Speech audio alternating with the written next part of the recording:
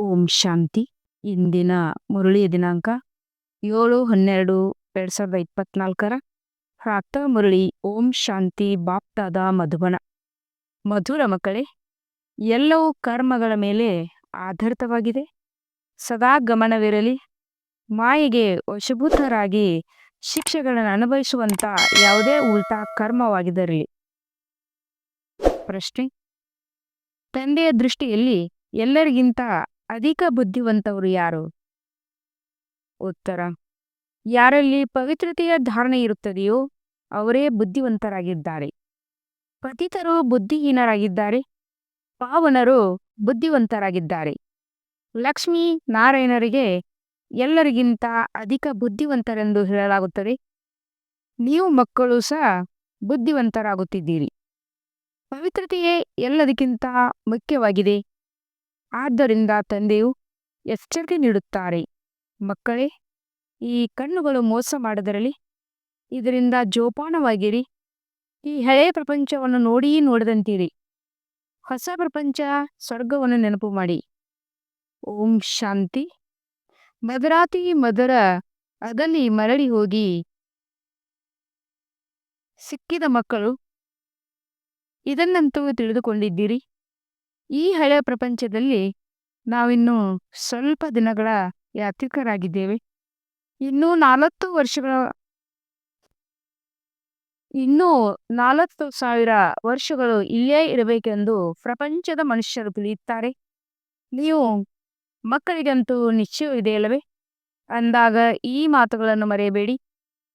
ಇಲ್ಲಿ ನೀವು ಕುಳಿತಿದ್ದರೂ ಸಹ ನೀವು ಮಕ್ಕಳಿಗೆ ಒಳಗೆ ದಗ್ಧವಾಗಿರಬೇಕು. ಏಕೆಂದರೆ ಈ ಕಣ್ಣುಗಳಿಂದ ಏನೆಲ್ಲವನ್ನು ನೋಡುತ್ತೀರೋ ಎಲ್ಲವೂ ವಿನಾಶವಾಗುವುದಿದೆ. ಆತ್ಮವು ಅವಿನಾಶಿಯಾಗಿದೆ. ನಾವು ಆತ್ಮಗಳೇ 84 ಜನ್ಮಗಳನ್ನು ತೆಗೆದುಕೊಂಡಿದ್ದೇವೆ. ಈಗ ಮನೆಗೆ ಕರೆದುಕೊಂಡು ಹೋಗಲು ತಂದೆಯು ಬಂದಿದ್ದಾರೆ. ಯಾವಾಗ ಹಳೆಯ ಪ್ರಪಂಚದ ಮುಕ್ತಾಯವಾಗುವುದೋ ಆಗ ಹೊಸ ಪ್ರಪಂಚವನ್ನಾಗಿ ಮಾಡಲು ತಂದೆಯು ಬರುತ್ತಾರೆ. ಹೊಸದರಿಂದ ಹಳೆಯದು, ಹಳೆಯದರಿಂದ ಹೊಸ ಪ್ರಪಂಚವು ಹೇಗಾಗುತ್ತದೆ ಎಂಬುದು ನಿಮ್ಮ ಬುದ್ಧಿಯಲ್ಲಿದೆ. ನೀವು ಅನೇಕ ಬಾರಿ ಚಕ್ರವನ್ನು ಸುತ್ತಿದ್ದೇವೆ. ಈಗ ಚಕ್ರವು ಪೂರ್ಣವಾಗುತ್ತಿದೆ. ಪೂರ್ಣ ಹೊಸ ಪ್ರಪಂಚದಲ್ಲಿ ನಾವು ಕೆಲವರೇ ಇರುತ್ತೇವೆ. ಮನುಷ್ಯರಿರುವುದಿಲ್ಲ. ಉಳಿದಂತೆ ಎಲ್ಲವೂ ಕರ್ಮಗಳ ಮೇಲೆ ಆಧಾರಿತವಾಗಿದೆ. ಮನುಷ್ಯರು ಉಲ್ಟಾ ಕರ್ಮ ಮಾಡಿದರೆ ಅದು ಅವಶ್ಯವಾಗಿ ತಿನ್ನುತ್ತದೆ. ಆದ್ದರಿಂದ ತಂದೆಯು ಕೇಳುತ್ತಾರೆ, ಈ ಜನ್ಮದಲ್ಲಿ ಯಾವುದೇ ಅಂಥ ಪಾಪವನ್ನಂತೂ ಮಾಡಿಲ್ಲವೇ? ಇದು ಪತಿತ ಚೀಚಿ ರಾವಣ ರಾಜ್ಯವಾಗಿದೆ. ಇದು ಅಂಧಕಾರ ಪ್ರಪಂಚವಾಗಿದೆ. ಈಗ ತಂದೆಯು ನೀವು ಮಕ್ಕಳಿಗೆ ಆಸ್ತಿಯನ್ನು ಕೊಡುತ್ತಿದ್ದಾರೆ. ನೀವು ಮಕ್ಕಳಿಗೆ ಭಕ್ತಿ ಮಾಡುವುದಿಲ್ಲ. ಭಕ್ತಿಯ ಅಂಧಕಾರದಲ್ಲಿ ಪೆಟ್ಟು ತಿನ್ನುತ್ತಾ ಬಂದಿದ್ದೀರಿ. ಈಗ ತಂದೆಯ ಕೈ ಸಿಕ್ಕಿದೆ. ತಂದೆಯ ಆಶ್ರಯವಿಲ್ಲದೆ ನೀವು ವಿಷಯ ವೈತರಣಿ ನದಿಯಲ್ಲಿ ಮುಳುಗುತ್ತಿದ್ದೀರಿ. ನೀವು ವಿಷದ ವೈತರಣಿಯ ನದಿಯಲ್ಲಿ ಮುಳುಗುತ್ತಿದ್ದೀರಿ. ಅರ್ಧಕಲ್ಪ ಭಕ್ತಿ ಇರುತ್ತದೆ. ಜ್ಞಾನ ಸಿಗುವುದರಿಂದ ನೀವು ಸತ್ಯಯುಗಿ ಹೊಸ ಪ್ರಪಂಚದಲ್ಲಿ ಹೊರಟು ಹೋಗುತ್ತೀರಿ. ಈಗಂತೂ ಇದು ಪುರುಷೋತ್ತಮ ಸಂಗಮಯುಗವಾಗಿದೆ. ಈಗ ನೀವು ಚೀಚಿ ಪ್ರಪಂಚದಿಂದ ಪತಿತರಿಂದ ಪಾವನರು, ಮುಳ್ಳುಗಳಿಂದ ಹೂಗಳಾಗುತ್ತಿದ್ದೀರಿ. ಯಾರು ಮಾಡುತ್ತಾರೆ? ಬೇಹದ್ದಿನ ತಂದೆ.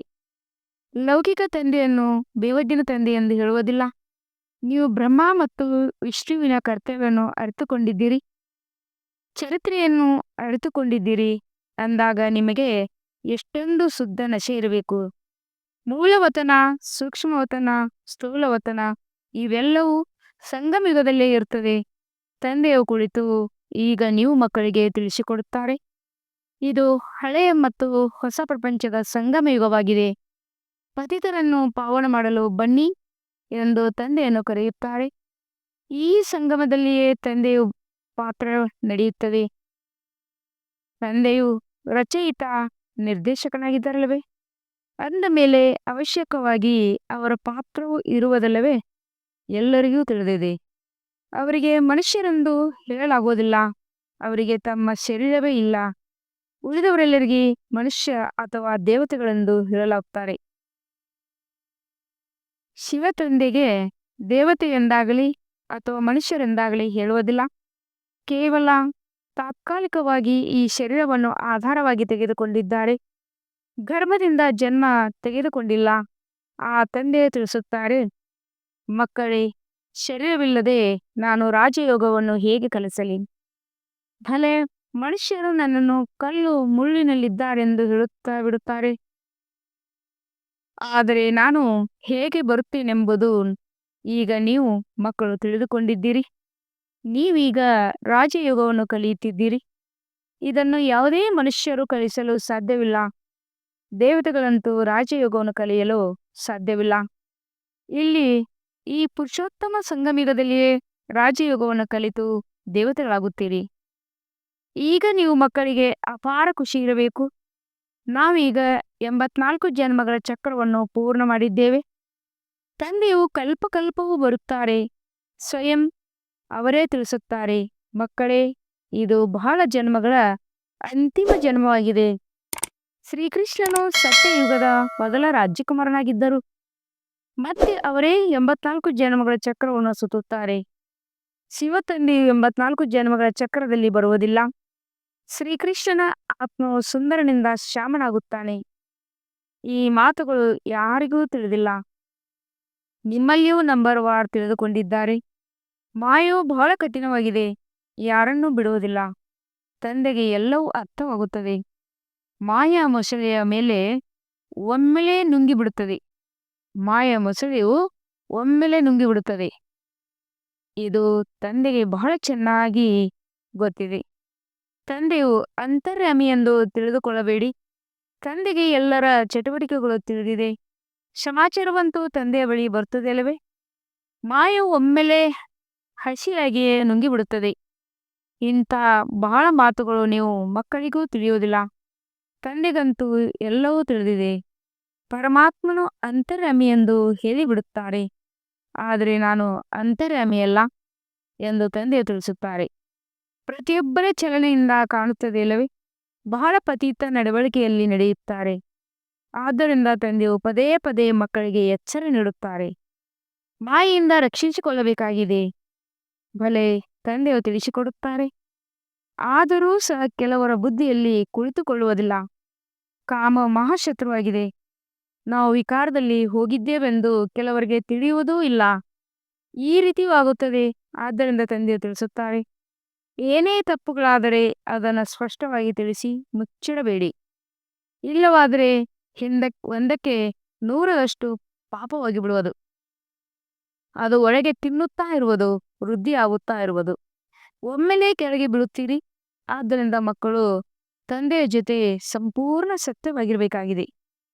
ಇಲ್ಲದಿದ್ದರೆ ಬಹಳ ಬಹಳ ನಷ್ಟವಾಗಿ ಬಿಡುವುದು. ಇದಂತೂ ರಾವಣ ಪ್ರಪಂಚವಾಗಿದೆ. ರಾವಣನ ಪ್ರಪಂಚವನ್ನು ನಾವೇಕೆ ನೆನಪು ಮಾಡುವುದು? ನಾವಂತೂ ಹೊಸ ಪ್ರಪಂಚದಲ್ಲಿ ಹೋಗಬೇಕಾಗಿದೆ. ತಂದೆಯು ಹೊಸ ಮನೆಯನ್ನು ಕಟ್ಟಿಸುತ್ತಾರೆಂದರೂ ನಮಗಾಗಿ ಹೊಸ ಮನೆಯು ತಯಾರಾಗುತ್ತದೆ ಎಂದು ಮಕ್ಕಳು ತಿಳಿಯುತ್ತಾರೆ. ಬಹಳ ಖುಷಿ ಇರುತ್ತದೆ. ಇಲ್ಲಂತೂ ಇದು ದೇಹಜ್ಞನ ಮಾತಾಗಿದೆ. ನಮಗಾಗಿ ಹೊಸ ಪ್ರಪಂಚ, ಸ್ವರ್ಗವು ತಯಾರಾಗುತ್ತಿದೆ. ಈಗ ನಾವು ಹೊಸ ಪ್ರಪಂಚದಲ್ಲಿ ಹೋಗಲಿದ್ದೇವೆ. ಮತ್ತೆ ಯಾರಷ್ಟು ತಂದೆಯನ್ನು ನೆನಪು ಮಾಡುವರೋ ಅಷ್ಟು ಪಾವನರಾಗುತ್ತಾರೆ. ನಾವು ವಿಕಾರಗಳಿಗೆ ವಶರಾಗಿ ಮುಳ್ಳುಗಳಾಗಿ ಬಿಟ್ಟಿದ್ದೇವೆ. ಮಕ್ಕಳಿಗೆ ತಿಳಿದಿದೆ, ಯಾರು ಬರುವುದಿಲ್ಲವೋ ಅವರು ಮಾಯೆಗೆ ವಶವಾಗಿ ಬಿಟ್ಟಿದ್ದಾರೆ. ತಂದೆಯ ಬಳಿ ಇಲ್ಲವೇ ಇಲ್ಲ, ವಿರೋಧಿಗಳಾಗಿ ಬಿಟ್ಟಿದ್ದಾರೆ. ಹಳೆಯ ಶತ್ರುವಿನ ಬಳಿ ಹೊರಟು ಹೋಗಿದ್ದಾರೆ. ಹೀಗೆ ಅನೇಕರನ್ನು ಮಾಯು ನುಂಗಿಬಿಡುತ್ತದೆ. ಅನೇಕರು ಸಮಾಪ್ತಿಯಾಗುತ್ತಾರೆ. ಬಹಳ ಒಳ್ಳೆಯ ಮಕ್ಕಳು, ನಾವು ಇದನ್ನು ಮಾಡುತ್ತೇವೆ, ಅದನ್ನು ಮಾಡುತ್ತೇವೆ, ನಾವು ಯಜ್ಞಕ್ಕಾಗಿ ಪ್ರಾಣ ಕೊಡುವುದಕ್ಕೂ ತಯಾರಾಗಿದ್ದೇವೆ ಎಂದು ಹೇಳುತ್ತಾರೆ. ಅಂಥವರು ಇಂದು ಇಲ್ಲ. ನಿಮ್ಮ ಯುದ್ಧವು ಮಾಯೆ ಜೊತೆ ಇದೆ. ಪ್ರಪಂಚದಲ್ಲಿ ಯಾರಿಗೂ ಸಹ ಮಾಯೆಯ ಜೊತೆ ಯುದ್ಧವು ಹೇಗಾಗುತ್ತದೆ ಎಂಬುದು ತಿಳಿದಿಲ್ಲ. ದೇವತೆಗಳು ಮತ್ತು ಅಸುರರಲ್ಲಿ ಯುದ್ಧವು ನಡೆಯಿತು. ಕೌರವರು ಮತ್ತು ಪಾಂಡವರ ನಡುವೆ ಯುದ್ಧವು ನಡೆಯಿತೆಂದು ಶಾಸ್ತ್ರಗಳಲ್ಲಿ ತೋರಿಸಿದ್ದಾರೆ. ಇವೆರಡರ ಮಾತುಗಳಲ್ಲಿ ಶಾಸ್ತ್ರಗಳಲ್ಲಿ ಹೇಗಿವೆ ಎಂದು ಯಾರನ್ನಾದರೂ ಕೇಳಿ. ಏಕೆಂದರೆ ದೇವತೆಗಳಂತೂ ಅಹಿಂಸಕರಾಗಿರುತ್ತಾರೆ. ಅವರು ಸತ್ಯಯುಗದಲ್ಲಿಯೇ ಬರುತ್ತಾರೆ ಅಂದಾಗ ಅವರು ಕಲಿಯುಗದಲ್ಲಿ ಹೊಡೆದಾಡಲು ಏಕೆ ಬರುತ್ತಾರೆ? ಕೌರವರು ಮತ್ತು ಪಾಂಡವರ ಅರ್ಥವನ್ನು ತಿಳಿದುಕೊಂಡಿಲ್ಲ. ಶಾಸ್ತ್ರಗಳಲ್ಲಿ ಏನೇ ಬರೆದಿದ್ದಾರೆಯೋ ಅದನ್ನೇ ಓದಿ ಹೇಳುತ್ತಿರುತ್ತಾರೆ. ಈ ಬ್ರಹ್ಮಾರವರಂತೂ ಇಡೀ ಗೀತೆಯನ್ನೇ ಓದುತ್ತಾರೆ.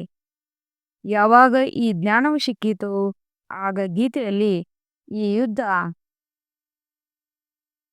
ಮೊದಲಾದ ಮಾತುಗಳು ಹೇಗೆ ಬರೆದಿದ್ದಾರೆ ಎಂದು ವಿಚಾರ ನಡೆಯಿತು.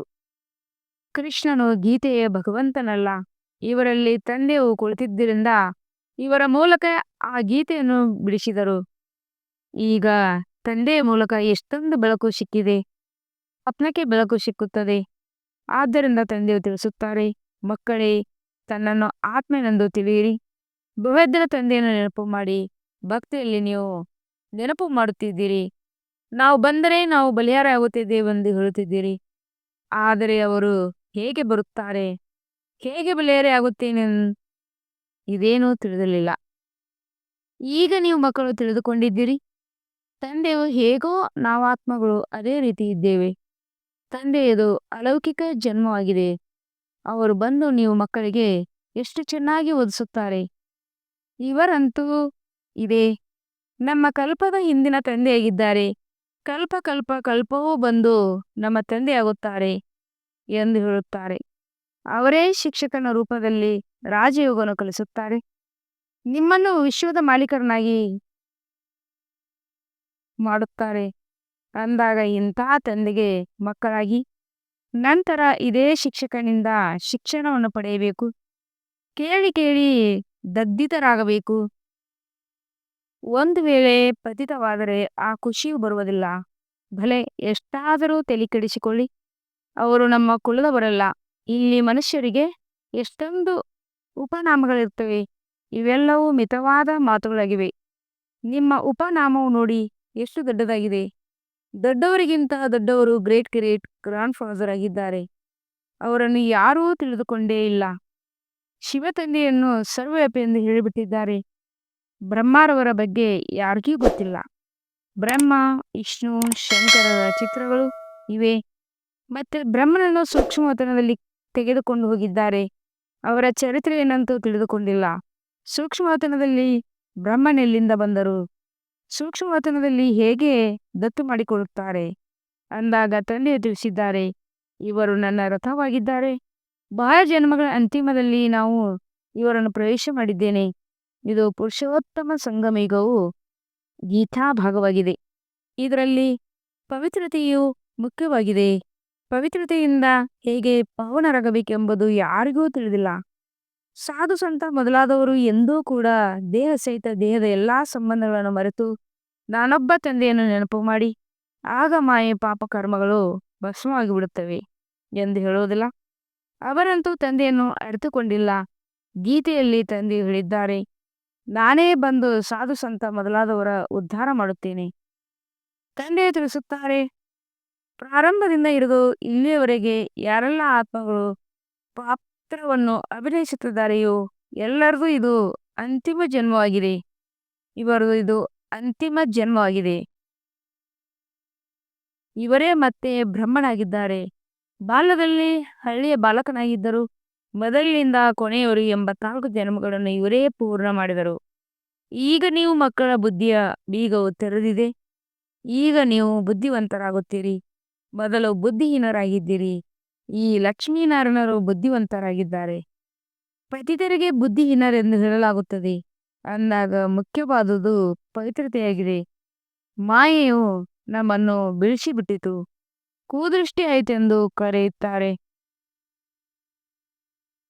ತಂದೆಯಂತೂ ಪದೇ ಪದೇ ಸಾವಧಾನ ನೀಡುತ್ತಾರೆ, ಮಕ್ಕಳೇ, ಎಂದೂ ಮಾಯೆಯಿಂದ ಸೋಲನ್ನು ಅನುಭವಿಸಬೇಡಿ. ಈಗ ಮನೆಗೆ ಹೋಗಬೇಕಾಗಿದೆ. ತಮ್ಮನ್ನು ಆತ್ಮನೆಂದು ತಿಳಿದು ತಂದೆಯನ್ನು ನೆನಪು ಮಾಡಿ. ಈ ಎಳೆ ಪ್ರಪಂಚವು ಈಗ ಸಮಾಪ್ತಿ ಆಯಿತೆಂದರೆ ಆಯಿತು. ನಾವು ಪಾವನರಾಗುತ್ತೇವೆಂದರೆ ನಮಗೆ ಪಾವನ ಪ್ರಪಂಚವು ಬೇಕಲ್ಲವೇ? ನೀವು ಮಕ್ಕಳೇ ಪತಿತರಿಂದ ಪಾವನರಾಗಬೇಕಾಗಿದೆ. ತಂದೆಯಂತೂ ಯೋಗ ಮಾಡುವುದಿಲ್ಲ. ತಂದೆಯು ನೆನಪು ಮಾಡಲು ಅವರೇನು ಪತಿತರಾಗಿರ್ತಾರೇನು? ತಂದೆಯಂತೂ ತಿಳಿಸುತ್ತಾರೆ, ನಾನು ನನ್ನ ಸೇವೆಯಲ್ಲಿ ಉಪಸ್ಥಿತನಾಗಿರುತ್ತೇನೆ. ಬಂದು ನಾವು ಪತಿತರನ್ನು ಪಾವನ ಮಾಡಿ ಎಂದು ನೀವೇ ಕರೆದಿರಿ. ನಿಮ್ಮ ಮಾತಿನಂತೆ ನಾನು ಬಂದಿದ್ದೇನೆ. ನಿಮಗೆ ಬಹಳ ಸಹಜವಾದ ಮಾತನ್ನು ತಿಳಿಸುತ್ತೇನೆ. ಮನ್ಮನಾಭವ ಭಗವಾನ್ ವಾಚ್ ಕೇವಲ ಕೃಷ್ಣನ ಹೆಸರನ್ನು ಹಾಕುವುದರಿಂದ ಎಲ್ಲರೂ ತಂದೆಯನ್ನು ಮರೆತಿದ್ದಾರೆ. ತಂದೆಯು ಮೊದಲಿಗರು, ಕೃಷ್ಣನು ನಂತರದ ದೇವತೆಯಾಗಿದ್ದಾನೆಂದು. ತಂದೆಯು ಪರಂಧಾಮದ ಮಾಲೀಕರು, ಕೃಷ್ಣನು ವೈಕುಂಠದ ಮಾಲೀಕನಾಗಿದ್ದಾರೆ. ಸೂಕ್ಷ್ಮತನದಲ್ಲಂತೂ ಏನೂ ಇರುವುದಿಲ್ಲ. ಎಲ್ಲರಲ್ಲಿ ಕೃಷ್ಣನು ಮೊಟ್ಟ ಮೊದಲಿಗನಾಗಿದ್ದಾರೆ. ಕೃಷ್ಣನೇ ಎಲ್ಲರೂ ಪ್ರೀತಿ ಮಾಡುತ್ತಾರೆ. ಉಳಿದವರಂತೂ ಕೊನೆಯಲ್ಲಿ ಬರುತ್ತಾರೆ. ಸ್ವರ್ಗದಲ್ಲಿ ಎಲ್ಲರೂ ಹೋಗಲು ಸಾಧ್ಯವಿಲ್ಲ. ಈಗ ನೀವು ಮಧುರಾತಿ ಮಧುರ ಮಕ್ಕಳಿಗೆ ಅಪಾರ ಖುಷಿ ಇರಬೇಕು. ಕೆಲವು ಮಕ್ಕಳು ತಂದೆಯ ಬಳಿಯಂತೂ ಬರುತ್ತಾರೆ, ಅವರೆಂದೂ ಪವಿತ್ರರಾಗುವುದಿಲ್ಲ. ವಿಕಾರದಲ್ಲಿ ಹೋಗುತ್ತೀರಿ, ಮತ್ತೆ ತಂದೆಯ ಬಳಿ ಏಕೆ ಬರುತ್ತೀರೆಂದು ತಂದೆ ತಿಳಿಸುತ್ತಾರೆ. ಅದಕ್ಕೆ ನಾನೇನು ಮಾಡುವುದು? ವಿಕಾರವಿಲ್ಲದೆ ನಾವು ಇರಲು ಸಾಧ್ಯವಾಗುವುದಿಲ್ಲ. ಆದರೂ ಬಹುಶಃ ಎಂದಾದರೂ ಬಾಣ ನಾಟಬಹುದೆಂದು ಇಲ್ಲಿ ಬರುತ್ತೇವೆ. ತಾವಿಲ್ಲದೆ ನಮ್ಮ ಸದ್ಗತಿಯನ್ನು ಯಾರು ಮಾಡುವರು? ಆದ್ದರಿಂದ ಬಂದು ಕುಳಿತುಕೊಳ್ಳುತ್ತೇವೆ ಎಂದು ಹೇಳುತ್ತಾರೆ. ಮಾಯೆ ಎಷ್ಟೊಂದು ಪ್ರಬಲವಾಗಿದೆ. ತಂದೆಯು ನಮ್ಮನ್ನು ಪತಿತರಿಂದ ಪಾವನರಾಗಿ ಮಾಡುತ್ತಾರೆಂಬ ನಿಶ್ಚಯವಿರುತ್ತದೆ. ಆದರೆ ಏನು ಮಾಡುವುದು? ಸತ್ಯವನ್ನು ಹೇಳುವುದರಿಂದ ಏನಾದರೂ ಎಂದಾದರೂ ಅವಶ್ಯವಾಗಿ ಸುಧಾರಣೆ ಆಗುತ್ತೇವೆ ಎಂದು ತಿಳಿಯುತ್ತಾರೆ. ಬಾಬಾ, ನಾವು ತಮ್ಮಿಂದಲೇ ಸುಧಾರಣೆ ಆಗುತ್ತೇವೆ ಎಂಬ ನಿಶ್ಚಯವಿದೆ ಎಂದು ಹೇಳುತ್ತಾರೆ. ಇಂತಹ ಮಕ್ಕಳ ಮೇಲೆ ತಂದೆಗೆ ದಯ ಬರುತ್ತದೆ. ಕಲ್ಪದ ನಂತರವೂ ಇದೇ ರೀತಿಯಾಗಿರುವುದು ಇದೇನು ಹೊಸತನಲ್ಲ. ತಂದೆಯನ್ನಂತೂ ಪ್ರತಿನಿತ್ಯವೂ ಶ್ರೀಮತವನ್ನು ಕೊಡುತ್ತಾರೆ. ಕೆಲವರದು ಪ್ರತ್ಯಕ್ಷದಲ್ಲಿ ತರುತ್ತಾರೆ. ಇದರಲ್ಲಿ ತಂದೆಯದೇನು ಮಾಡಲು ಸಾಧ್ಯ? ಇದಕ್ಕೆ ತಂದೆಯು ಹೇಳುತ್ತಾರೆ, ಬಹುಶಃ ಇವರ ಪಾತ್ರವೇ ಹೀಗಿದೆ. ಎಲ್ಲರೂ ರಾಜರಾಣಿಯಾಗುವುದಿಲ್ಲ. ರಾಜಧಾನಿಯು ಸ್ಥಾಪನೆಯಾಗುತ್ತಿದೆ. ರಾಜಧಾನಿಯಲ್ಲಿ ಎಲ್ಲರೂ ಬೇಕು. ಆದರೂ ಸಹ ತಂದೆಯು ತಿಳಿಸುತ್ತಾರೆ, ಮಕ್ಕಳೇ, ಧೈರ್ಯವನ್ನು ಬಿಡಬೇಡಿ, ನೀವು ಮುಂದೆ ಹೋಗಬಲ್ಲಿರಿ. ಒಳ್ಳೆಯದು. ಮಧುರಾತಿ ಮಧುರ ಅಗಲಿ ಹೋಗಿ ಮರಳಿ ಸಿಕ್ಕಿರುವಂಥ ಮಕ್ಕಳಿಗೆ ಪ್ರೀತಿಯ ಮಾತ್ಪಿತ ಬಾಪ್ತಾದರ ನೆನಪು, ಪ್ರೀತಿ ಹಾಗೂ ನಮಸ್ತೆ. ಆತ್ಮೀಯ ಮಕ್ಕಳಿಗೆ ಆತ್ಮೀಯ ತಂದೆಯ ನಮಸ್ತೆ. हम रूहानी बच्चों की रूहानी बाप दादा को याद और गुड मॉर्निंग और नमस्ते नमस्ते नमस्ते. ಶುಕ್ರಿಯಾ ಬಾಬಾ, ಶುಕ್ರಿಯಾ. ವಹಾ ಬಾಬಾ ವಹಾ. ಧಾರಣೆಗಾಗಿ ಮುಖ್ಯ ಸಾರ. 1ನೇ ಪಾಯಿಂಟ್, ತಂದೆಯ ಜೊತೆ ಸದಾ ಸತ್ಯವಾಗಿರಬೇಕು. ಈಗ ಯಾವುದೇ ತಪ್ಪಾದರೆ ತಂದೆಯಿಂದ ಮುಚ್ಚಿಡಬಾರದು. ಕಣ್ಣುಗಳೆಂದು ಕೂದೃಷ್ಟಿಯಾಗದಂತೆ ಸಂಭಾಲನೆ ಮಾಡಬೇಕಾಗಿದೆ. 2ನೇ ಪಾಯಿಂಟ್, ಸದಾ ಶುದ್ಧ ನಸೆಯಿರಲಿ. ಬೇಹದ್ದಿನ ತಂದೆಯು ನಮ್ಮನ್ನು ಪತಿತರಿಂದ ಪಾವನರು, ಮುಳ್ಳುಗಳಿಂದ ಹೂಗಳನ್ನಾಗಿ ಮಾಡುತ್ತಿದ್ದಾರೆ. ಈಗ ನಮಗೆ ತಂದೆಯು ಕೈ ಸಿಕ್ಕಿದೆ. ಇದರ ಆಧಾರದಿಂದ ನಾವು ವಿಷಯ ವೈತರಣೆ ನದಿಯಿಂದ ಪಾರಾಗಿ ಬಿಡುತ್ತೇವೆ. ವರದಾನ: ಶಕ್ತಿಶಾಲಿ ಬ್ರೇಕ್ ಮೂಲಕ ಸೆಕೆಂಡ್ನಲ್ಲಿ ನಕಾರಾತ್ಮಕವನ್ನು ಸಕಾರಾತ್ಮಕದಲ್ಲಿ ಪರಿವರ್ತನೆ ಮಾಡುವಂತ ಸ್ವಪರಿವರ್ತಿತ ಭವ. ಯಾವಾಗ ನಕಾರಾತ್ಮಕ ಅಥವಾ ವ್ಯರ್ಥ ಸಂಕಲ್ಪ ನಡೆಯುತ್ತದೆ, ಆಗ ಅದರ ಭೇದ ಬಹಳ ತೀವ್ರವಾಗುವುದು. ತೀವ್ರವಾಗಿರುವಂತಹ ಸಮಯದಲ್ಲಿ ಶಕ್ತಿಶಾಲಿ ಬ್ರೇಕ್ ಹಾಕಿ ಪರಿವರ್ತನೆ ಮಾಡುವ ಅಭ್ಯಾಸದ ಅವಶ್ಯಕತೆ ಇದೆ. ಹಾಗೆ ನೋಡಿದರೆ ಯಾವಾಗ ಬೆಟ್ಟದ ಮೇಲೆ ಹತ್ತೋ ಮೊದಲು ಬ್ರೇಕನ್ನು ಚೆಕ್ ಮಾಡಿಕೊಳ್ಳಿರಿ. ನೀವು ನಿಮ್ಮ ಉನ್ನತ ಸ್ಥಿತಿಯನ್ನು ಮಾಡಿಕೊಳ್ಳಲು ಸಂಕಲ್ಪವನ್ನು ಸೆಕೆಂಡ್ನಲ್ಲಿ ಬ್ರೇಕ್ ಹಾಕುವಂತೆ ಅಭ್ಯಾಸವನ್ನು ಹೆಚ್ಚಿಸಿಕೊಳ್ಳಿ. ಯಾವಾಗ ನಿಮ್ಮ ಸಂಕಲ್ಪ ಹಾಗೂ ಸಂಸ್ಕಾರ ಒಂದು ಸೆಕೆಂಡ್ನಲ್ಲಿ ನಕಾರಾತ್ಮಕದಿಂದ ಸಕಾರಾತ್ಮಕದಲ್ಲಿ ಪರಿವರ್ತನೆಯನ್ನು ಮಾಡಿರಿ, ಆಗ ಸ್ವಪರಿವರ್ತನೆಯಿಂದ ವಿಶ್ವ ಪರಿವರ್ತನೆಯು ಸಂಪನ್ನವಾಗಿ ಬಿಡೋದು. ಸ್ಲೋಗನ್: ಸ್ವಯಂ ಪ್ರತಿ ಮತ್ತು ಸರ್ವರ ಆತ್ಮರ ಪ್ರತಿ ಶ್ರೇಷ್ಠ ಪರಿವರ್ತನೆಯ ಶಕ್ತಿಯನ್ನು ಕಾರ್ಯದಲ್ಲಿ ತರುವಂತವರೇ ಸತ್ಯ ಕರ್ಮಯೋಗಿಯಾಗಿದ್ದಾರೆ. ಸ್ವಯಂ ಪ್ರತಿ ಮತ್ತು ಸರ್ವ ಆತ್ಮರ ಪ್ರತಿ ಶ್ರೇಷ್ಠ ಪರಿವರ್ತನೆಯ ಶಕ್ತಿಯನ್ನು ಕಾರ್ಯದಲ್ಲಿ ತರುವಂತವರೇ ಸತ್ಯ ಕರ್ಮಯೋಗಿಯಾಗಿದ್ದಾರೆ. ಓಂ ಶಾಂತಿ.